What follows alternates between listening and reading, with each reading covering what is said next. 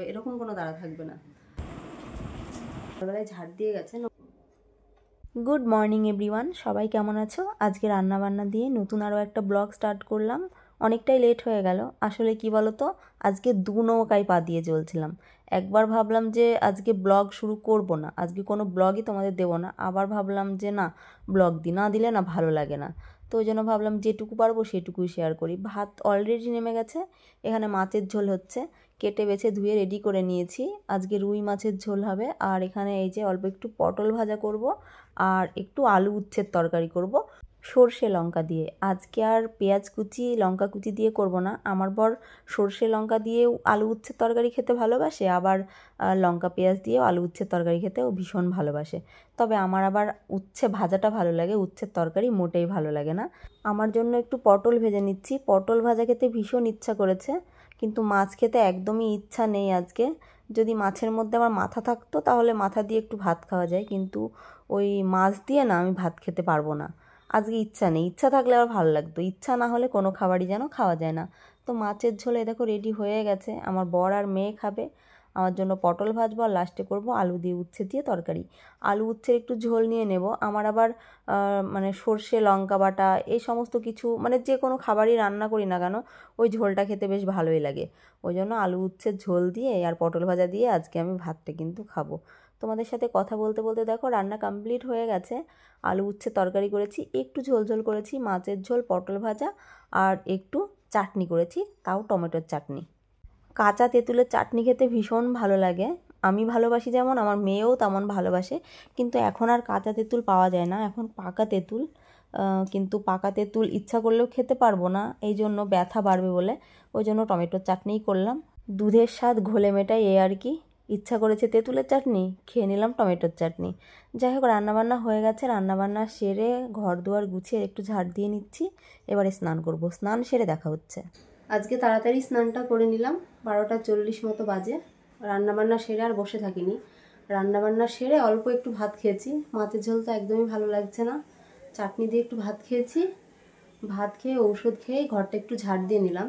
মানে সেই কাজের কাকিমা সকালবেলায় ঝাড় দিয়ে গেছে, নোংরা হয়ে গেছিলো। ঘরটা ঝাড় দিয়ে নিলাম, আর সোনাকে বাইরেটা বললাম একটু মুছে দিতে, মুছে নিল। গ্যাসটা মুছে একেবারে স্নান করে উঠলাম। অনেকগুলো আবর্জনাও ছিল, ওগুলো সোনা ফেলে দিয়ে এসেছে। এখন কাজ বাকি রয়েছে বাসন মাজা, সেই কাজের কাকিমা 4:30 পৌনে 5টায় আসবে, তখন মাজবে। ওগুলো কলের পাড়ে নামিয়ে রেখেছি। স্নান করে উঠে এত বেশি গরম লাগছে কি বলবো, ব্যাপক গরম লাগছে।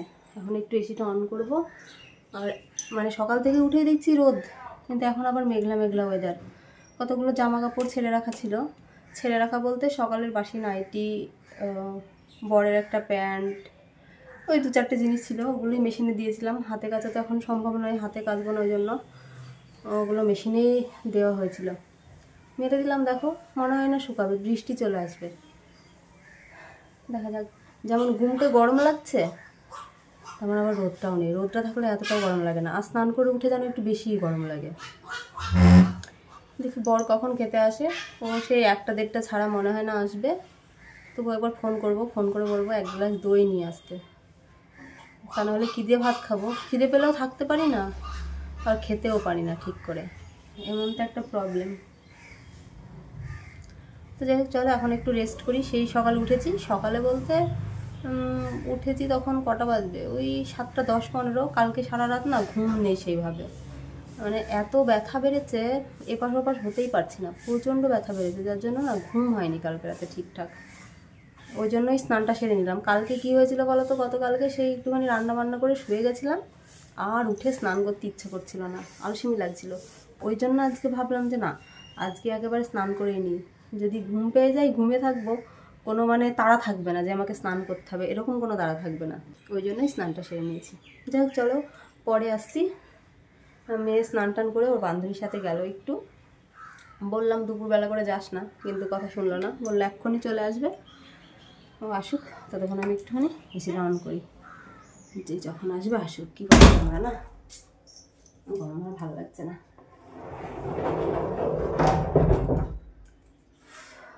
এখন দুপুর গড়িয়ে প্রায় বিকেল হয়ে আসলো, বলতে পারো 3টে বেজেই গেছে। আমার বর এখন খেতে এসেছে, ও খেয়ে উঠলো, আর আমার আর মেয়ের এখনও খাওয়া হয়নি, ঘরেই খেয়ে নিচ্ছি, বাইরে ভাত নিয়ে যায়নি।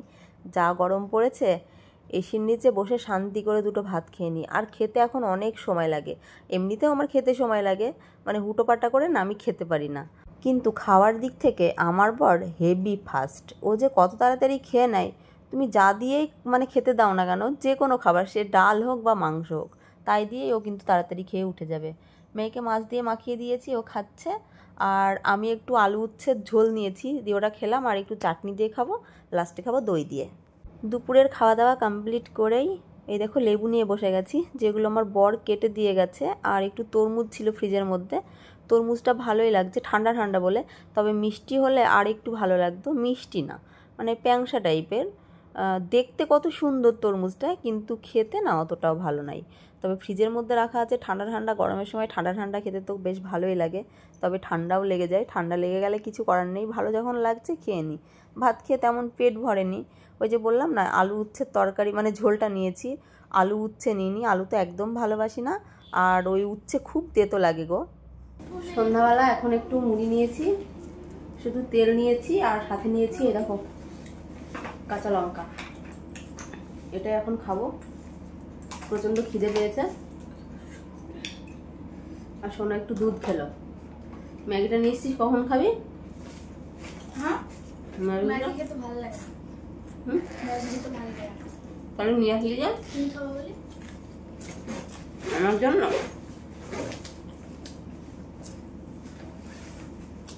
আর এনেছে দেখো মটর ভাজা, খাবো বলে আনতে বললাম, ভালো লাগছে না। মুড়ি খা দুটো।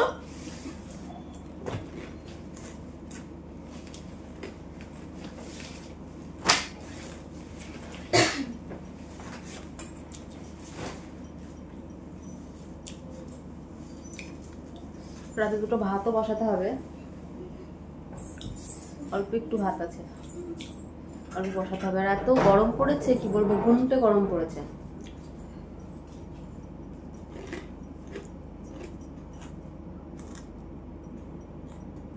আমার বরকে তোমরা যখনই দেখবে তখনই ব্যস্ত দেখবে, সব সময় ফোনে ব্যস্ত। কাকে যে এত ফোন করে আমি নিজেও বুঝে পাই না। খেতে বসবে তাও ব্যস্ত, শুতে যাবে তাও ব্যস্ত, আমি যদি কখনো ফোন করি তাও দেখবো ফোনে ব্যস্ত। নতুন করে কি প্রেমে পড়েছে নাকি কি জানি, বুঝে উঠতে পারি না, সব সময় ফোনে ব্যস্ত।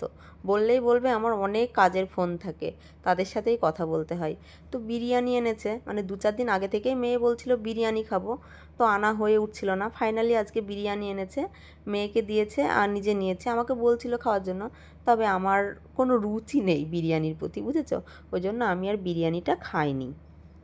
তারপরে দুটো ভাত বসিয়েছিলাম, দেখতেই পাচ্ছ, যেটা আমার বর এখন আলু টালু মাখিয়ে দিচ্ছে। আলু সেদ্ধ ভাত খাবো, তরকারি খাবো না, তরকারির প্রতি ভক্তি নেই আজকে আমার। বাটির মধ্যে করে অল্প একটু ভাত বসিয়েছিলাম, আর অল্প একটু ছিল, তো গরম ভাত নিয়ে নিয়েছি, একটু ঘি ছড়িয়ে আলু সেদ্ধ দিয়ে খেয়ে নেব, আর ওরা তরকারি দিয়ে খাবে। তো চলো, রাতের দুপুরের ভাতটা কিন্তু আমার বরই বেড়ে দেয়। সকালবেলাটা যখন আমি খাই তখন মেয়েকে দিই, আর আমি খাই, তখন মানে ভাতটা আমি বেড়ে নিয়ে খাই। আর দুপুরবেলায় যখন আমার বর খেতে আসে তখন আমাকে ভাতটা বেড়ে দেয়। আবার রাতের বেলা ভাত বেড়ে দেওয়ার ডিউটিও কিন্তু আমার বরেরই থাকে, ওই ভাত বেড়ে দেয়, যেহেতু আমার নিচে বসতে প্রবলেম হয়। আর তাছাড়াও বেড়ে দেওয়া ভাত খেয়ে কিন্তু বেশ পেট ভরে, জানো তো, ওই জন্য ভাতটা ওকে বেড়ে দিতেই বলি। তো যাই হোক, খাওয়া দাওয়া করে নিয়েছি, খাওয়া দাওয়া করে এখন শুয়ে যাব। কিন্তু আমার বর আর আমার মেয়ে দুজনে ওরা যে কি লাগিয়েছে তোমাদের সাথে শেয়ার করতে পারছি না, কেন বলো তো, ওরা দুটোতেই জোরে জোরে সাউন্ডে ফোন দেখছে, কপিরাইট চলে আসবে, যার জন্য শেয়ার করতে পারছি না। ওইগুলো আমি স্কিপ করে গেছি, স্কিপ করে ভয়েস ওভার দিতে বাধ্য হয়েছি, তাছাড়া তো কিছু করণীয় নেই, বুঝতেই পারছো। অনেক কষ্ট করে ব্লগ সারাদিন করা, তারপরে এডিটিংয়ের পর ভিডিও ছাড়ার পর যদি কপিরাইট আসে তাহলে কেমনই লাগে, তাই না, ওই জন্যই আর কি। যাই হোক চলো, গরম লাগলেও এখন ঠান্ডা রয়েছে যেহেতু এসি চলছে। তবে কি বলো তো, সময় সময় না এসি চলাকালীনও গরম লেগে যায়, কেন এমন হয় আমি বুঝতে পারি না। তোমাদের সাথে কারোর কি এরকম হয়, মানে এসি চলছে তবুও গরম লেগে যায়? যাই হোক, আজকের ব্লগটি কেমন লাগলো জানিও। আজকের মতো টাটা বন্ধুরা।